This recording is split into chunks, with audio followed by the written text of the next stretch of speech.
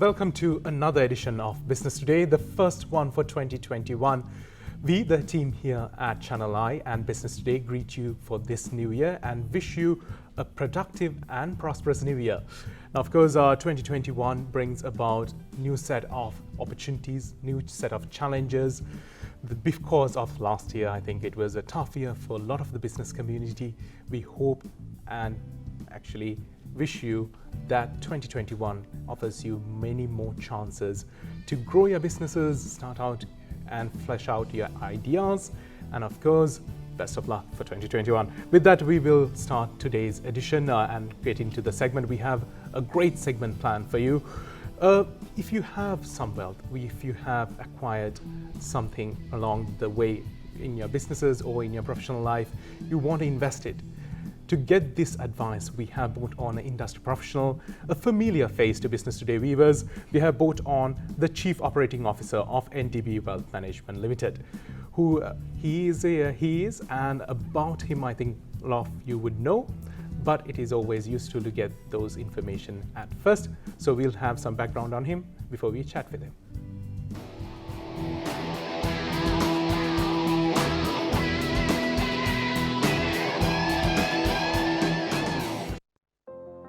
Mr. Ruan Pereira is currently the Chief Operating Officer of NDB Wealth Management Limited and the President of the Unit Trust Association of Sri Lanka. Mr. Ruan holds postgraduate diplomas in Business Administration from the University of Colombo and Corporate and Strategic Finance from the Institute of Chartered Accountants, Sri Lanka. He holds a Masters of Business Administration in Finance from the University of Colombo and a Master of Arts in Financial Economics from the University of Colombo. He has also participated for executive programs at Harvard Business School and Indian School of Business. He is an associate member of the Chartered Institute of Management Accountants of the United Kingdom. Mr. Ruan has over 20 years' experience in a variety of streams in the financial sector, including primary dealer and fund management industry in Sri Lanka. And Mr. Ruan Pereira is back in the studio again with us. Great to have you on, sir. Wish you a very happy new year, and for all the viewers too. Yes, New Year's greetings, I think. We'll start off with that, of course, 2021, new year, I think. Anything of note? It's been a couple of days since the new year started? Yeah, I think the stock exchange, the Colombo Stock Exchange passed 7,000 mark today with 7 billion turnover. So I think it's a good start for the year. Looking up from, I think, tough last year for everybody. Yes, tough last year, but I think the stock market did pretty well last year compared to previous years. Yes, and now this brings me to my question about your experience in the industry. Now, of course, you are here representing NDB Wealth Management. You are the COO. So what is a wealth manager? Okay, NDB Wealth Management, we started in 2009 under NDB, but the company is old, like it started in 1993. So it's almost 28 years. When we started the company, we had about 24 billion assets under management, and we were basically, our core business is managing unit trusts as well as managing private portfolios. So from there onwards, over the last 10 years, we've converted that company into one of the forces in the financial sector, or to be the biggest fund management company in Sri Lanka. Today we have close to 180 billion assets under management in terms of total assets, as well as we manage in the unit trust side, we manage 90 billion assets, and we have the largest fund in Sri Lanka as well, close to 80 billion. So we basically manage other people's money. It can be high net worths, it can be corporates, or it can be a small time investor or a normal person. So we have two services. Technically, one is private portfolio management, that is for high net worths and for corporates, large institutions. And we manage largest number of private provident funds in Sri Lanka. And then in terms of the unit trust segment, that is basically for more retail. But of course, we have high net worths and corporates. We have all segments in the market, in the society investing in that. So what we basically do is we try to identify financial needs of a person when they want to invest, and then we consider various factors. We sit down with them, we try to understand what sort of risk appetite that person might have, what sort of liquidity requirements will have. So based on that, we will try to advise where to invest to maximize their returns. So the idea is, what is best for the client, not what is best for us. So that's been the success of NDB Wealth, because right throughout we haven't advised because that is going to benefit for us. We'll always look at from customers' point of view and see what is best for them and what will give maximum return to them. And if, for example, sometimes the client may not come to us, but we make sure that they get the best advice. So that's our thinking and vision. So, and that has been successful because when we started, we didn't have retail force. We were basically like a back office. We were focusing on institutional money. Over a 6 to 7 years period, we built a sales force of 40 people. Basically, when we started, we had only about 20 people. Now we have 80 staff. So which has created jobs, because unit trusts were considered as an industry that was not vibrant or moving on. But we've changed that attitude. We've changed that force because we use technology to fit into the operations, maximize the efficiency, and to take it forward. So, and in fact, we are going to use more and more technology to make it more efficient and give reliable services, as well as to give clients the best service.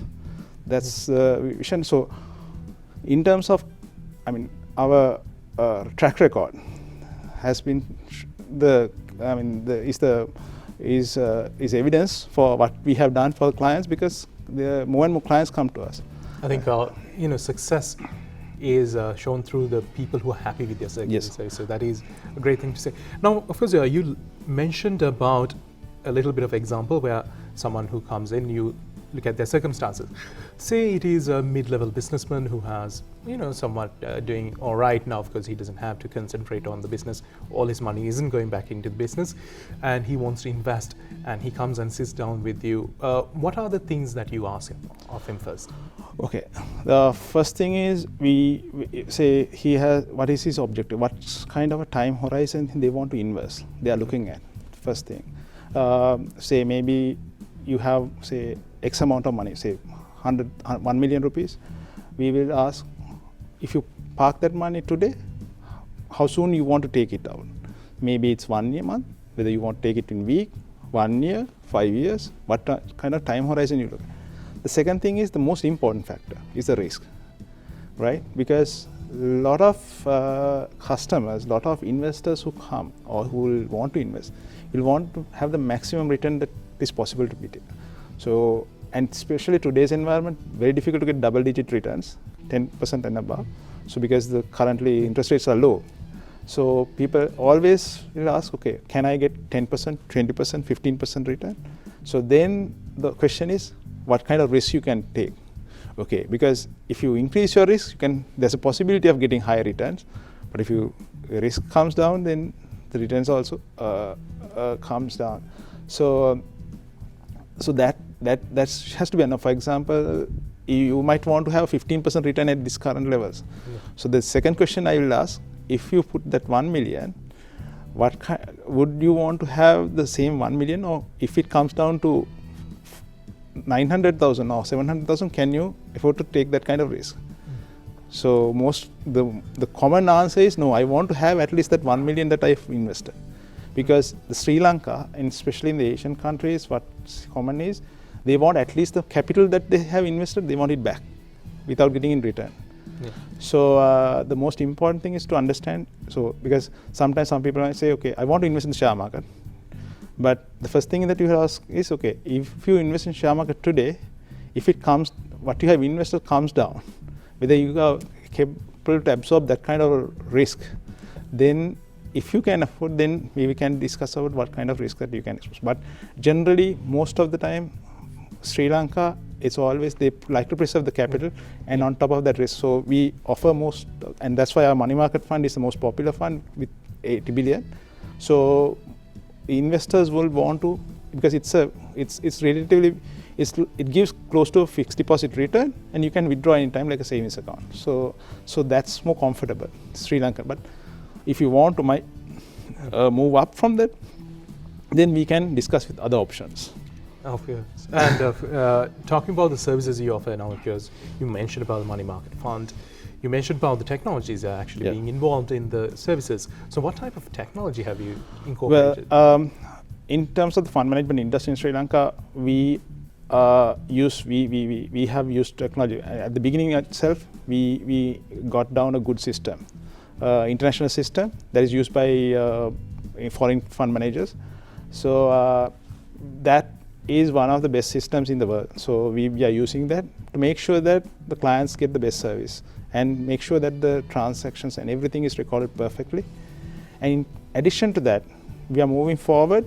We want to give clients online facility. So we are at the moment we are in a project to upgrade our online platform. We want to go into mobile, and we might even connect it to. We are looking at connecting it to the bank side, so clients can use in the apps, the mobile app of the bank NEOS. They might be able to use fund transfer. So because we have a good parent company, like NDB is a strong brand, we are going to use that to support our services. That's one way. So that's one of the things. And in order to have more efficiency in terms of our operations, we are looking at RPA, robotic process automation, things like that. So we want to implement that and then make sure that client transactions, everything is recorded. Efficiency is brought in, so we can focus, our staff can more focus on servicing clients and advising them. That's the important thing. Yes, I think, like you mentioned, placing the clients first and actually working towards their benefit has benefited you as well. Yes. So it has been a mutual benefit. Yes. That's good to see. Now, of course, like I said, beginning of a new year, 2021 just dawned on us. But of course, we have to look back. We have to take the lessons of the last year. What were some of the highlights from 2020, the good and the bad? Well, 2020 was, I would say, one of the most challenging periods for any organization because we had to face one of the worst pandemics in the history. Because we were never used to lockdowns, we had to stay at home. We had to stay at home for weeks. So I mean, we are not used to that kind of thing, and so that's really changed how we work, how we operate. And of course, I don't think any one of us were prepared for that as organizations or as individuals. But I mean, as an organization, I'm proud to say that we were able to soon react to that and make sure that clients won't get any disruption on service. So that sort of adaptation was required for everyone to be quickly adapt yourself to the new environment. So technology was going to be a key role because I think now most of us had to get used to working through remotely, like using Zoom or having Zoom meetings or Teams meetings or something like that, rather than having face-to-face meetings. So the way we work, operate, had to get changed. I mean, that's been one of the challenges that we had to face. And apart from that, of course, a lot of industries had to suffer.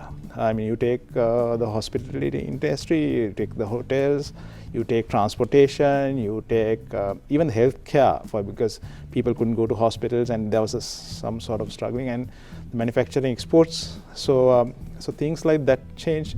Now, for example, I think the most affected globally, the industries are the aviation and leisure or tourism. So those sectors had got affected. So and maybe even places like things like entertainment. You can go to a cinema. So there are various sectors that got affected. Of course, there's other side also. There are some other companies that tried. Technology companies are taking off. You take a company like Amazon is like taking off globally. I mean, so So that's kind of opportunities will be there because, and then especially the healthcare side, the personal protective equipment manufacturers, the people who are manufacturing face masks to sanitizers, those has come up, and then you take the pharmaceutical side, medicines, and that's getting so there are new industries emerging because as like until this COVID hit, we were not really thinking about the importance of the hospitals or the people who are working in the healthcare sector or the importance of healthcare side. But now it's very important, right? I mean, even as countries, the investment that is required for healthcare services is important. And now on the other side, the education side, kids are not going to school. They have to start working from study at home from remotely. I don't know how effective that's going to be. And what kind of impact that might have in the long term. I mean, so because I think it's a lot of trial and error. Yeah, because initially, yes, remote working or doing lecture, listening to classrooms or online may be working, but over a period of about say 3 to 6 months, even kids will get bored, and effectiveness is to be tested yet. Yeah, I mean, it can be tested, I think, in maybe this year, end of this year, how effective the online learning is going to be. Yeah, so I think that's a lot to do with self-motivation and things like that. Now, something important you said that I want to highlight. You said about industries. Now, you are in wealth management. You do actually have a lot of experience looking at companies and industries in general. When you're looking at a company, what are the key things that you look towards? In terms of under the current situation, or any situation, just generally, we generally look at the sustainability of that company, how their processes work, how good they operate, the management team, the governance structures, things like that, how reliable their operation, and whether now one of the things is whether you have to see whether that environment is supportive. For example, whether you are in the right industry, the industry that you are in, because that could be the industry could be a dying industry. So industry is important, and then what kind of impact the environmental impact that has on that industry is also important, and how that company is moving. So there are various things. Now, for example, if we invest in a company for fixed income product or even for a equity product, our investment team will visit that company, interview the management, and see whether how it operates, to understand, and then they will do a research of how good that company is. So only after doing that evaluation, we won't rely on publicly published information. We will analyze and see whether that information is correct and whether it's reliable, so for us to go and invest. So which a normal investor won't be able to do it. You have to go in person and see what's what. Yes. And I asked this because now you talked about what the opportunities are a little bit as well, 2021. What do you recommend for a company to face into 2021? What steps do you really advise them to take if they're a small business or a medium business? I think you have to see what industry you are in first. I mean, for example, if you are in hotels, I don't know what to look at. So because then you have to look at the surviving, because some industry will be a surviving game. Some industries it will have to be say you can move on. One Something thing like retail. So retail now at the moment in Sri Lanka, for example, as a country, we are restricted with imports. I mean, we are working, so we have to work. We are working from homegrown market, moving towards a homegrown to a certain extent. So in that sense, the stock, the getting goods and transportation is going to be a key factor, as well as the funding and the market. So there are various factors that could impact because retail side now some of the retail segments are not working because there's no demand. But there can be some other, for example, essentials you still have a demand, but maybe luxury items you may not have a demand. at certain point. So things like that has to be done. Then, but I think most importantly, transportation is key. The cost is going to be a key factor, and then the other one is the technology as well. Yeah. How much of technology you're going to use. But speaking from experience, I think, of course, incorporating everything like that into a business, I think hopefully they will grow that. And of course, any tips for our viewers, personal finance, wealth management? Well, from wealth management point of view, when there's chaos, always there's opportunity. I mean, I've been always saying that. As a if just because you have chaos, I mean, you don't have to be worried. There will always be opportunity. So you have to carefully look at what sort of opportunity will come on and pick the right opportunities. And that's where we really come in to help for investors or for individuals, where because we can guide them through the proper advice. So I think you have to be watchful for your opportunities for in the coming future, because though we might have to stay with this situation for maybe till end of this year, but still you should be optimistic, because I mean, there will always be opportunity, and then you have to work towards, because we have to work with the new norm. I mean, you can't, just because there's a virus, we can't just stay at home, and so we'll have to move on. So I think we'll have to find ways to move on in a more safer manner as well as productive manner. Adapt, survive. Adapt. Survive and grow, of course. Yes, exactly. Thank you, Mr. Pereira, for that valuable information. That was Mr. Ruan Pereira, the Chief Operating Officer of NDB Wealth Management Limited, with us today here on Business Today. Thank you for joining us. That is it for today's program.